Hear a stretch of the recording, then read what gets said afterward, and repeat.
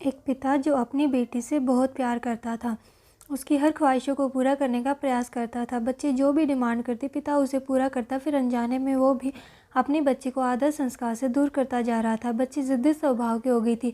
हर किसी को जवाब देने में उसे कोई भी संकोच नहीं होता था। बच्चे की माँ अपने पति को खूब समझाती है, बच्ची को इतना प्यार मत दो कि वो बिगड़ती जाए, पर पिता हमेशा कहकर टाल देता है कि अभी बच्ची है, बड़ी होकर समझ जाएगी। बच्ची बड़ी होगी, पर उसका स्वभाव पहले से वो ज़्यादा कठोर हो गया। इकलौती बेटी का पिता उसकी हर छोटी बड़ी डिमांड को पूरा करता।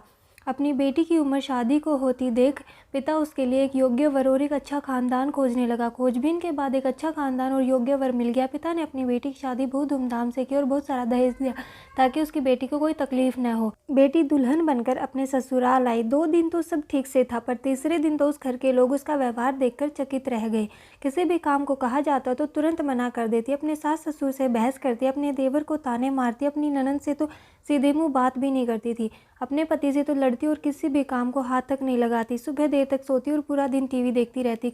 सास कोसती कि पता नहीं माँ बाप ने कैसे संस्कार दिए हैं और फ़ोन करके उसके पिता को बुला लेती। अगले दिन पिता अपनी बेटी को लेने आता है, पर उस पिता से बेटी के ससुराल में कोई सीधे मुंह बात तक नहीं करता, सब मुंह मोड़ कर चले जाते हैं। पिता सास से कहता है कि बहन जी, बेटी को ले जा रहा हूँ, 4-5 दिन बाद छोड़ने आऊँगा। सास तपाक से कहती है, कोई ज़रूरत नहीं है, अपनी बेटी को अपने ही घर रखना और जितना भी दहेज दिया है सब ले जाना। दुखी पिता सर झुकाए बेटी को अपने साथ ले जाता है। रास्ते में बाप अपनी बेटी से पूछता है, बेटी 10 दिनों में यह कैसे हो गया? आखिर क्या हो गया? क्या तुम्हारे ससुराल वाले अच्छे नहीं हैं? बेटी तुरंत जवाब देते, बिल्कुल भी नहीं, सास तो मेरी चुड़ैल है। पिता कहता, चुड़ैल और बाकी लोग? बेटी कहते, कोई भी अच्छा नहीं है, सब सास के इशारों पर चलते हैं।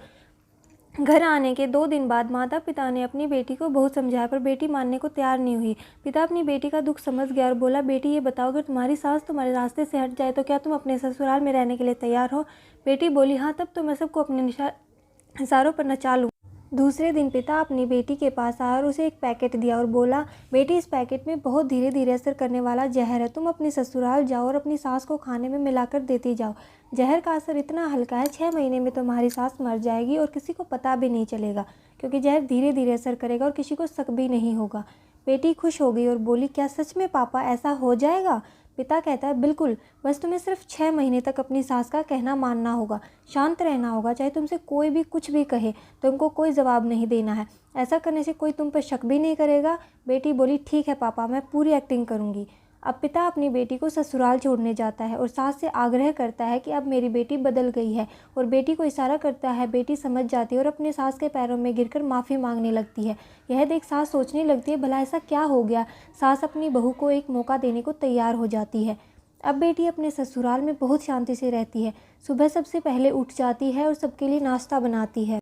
अपनी सास ससुर की देखभाल करती है और कुछ कहती तो जवाब भी नहीं देती, और मन ही मन सोचती है, बुढ़िया चिंता मत कर, सिर्फ 6 महीने की बात है, उसके बाद तो मेरा ही राज्य होगा। समय पर खाना बनाती और सास के खाने में चुटकी भर जहर भी डालती जाती। सभी के साथ शांति से रहती। यह देख ससुराल के लोग चकित रह गए। सास सोचने लगी, शायद मैं अपनी बहू को पहचान नहीं पाई। अब सास ससुर अपनी बहू की खूब तारीफ करते, उसका पति भी उसे प्यार करता, देवर भी बहुत उसका आदर करने लगा और ननंद तो उसकी सहेली बन गई। बहू को भी अपना ससुराल घर जैसा लगने लगा। 4 महीने बीते। अब सास के खाने में जहर डालते समय उसके हाथ कांपने लगे। सास ने घर की चाबी अपनी बहू को दे दी। अब सास उसे माँ जैसी लगने लगी।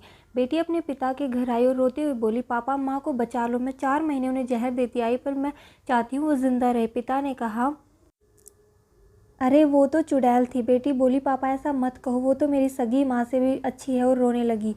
अपनी बेटी को रोता देख पिता मुस्कुराए और अपनी बेटी के आंसू पोंछते हुए बोले, बेटी तू चिंता मत कर, तेरी सास को कुछ नहीं होगा, वो जहर नहीं था, वो तो सिर्फ पाउडर था।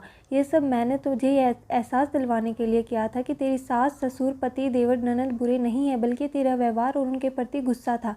अब जब तुमने अपना व्यवहार बदला तो सब। अगर आपको मेरी यह कहानी पसंद आई तो प्लीज़ मेरे चैनल को लाइक, शेयर और सब्सक्राइब कर देना।